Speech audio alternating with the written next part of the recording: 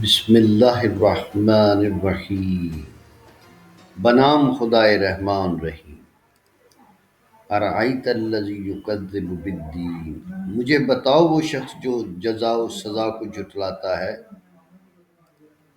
وذلک الذی یدعو الیتیم، یہ وہی ہے جو یتیم کو دھکے دیتا ہے۔ ولا یحض علی طعام المسکین، اور مسکین کو کھانا کھلانے کی ترغیب نہیں دیتا۔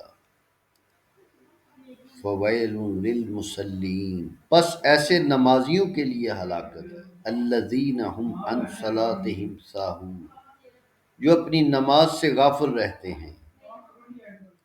الذین هم یراؤون، وہ جو ریاکاری کرتے ہیں۔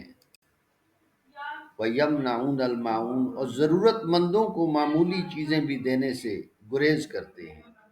اللہم صلی علی محمد وآل محمد۔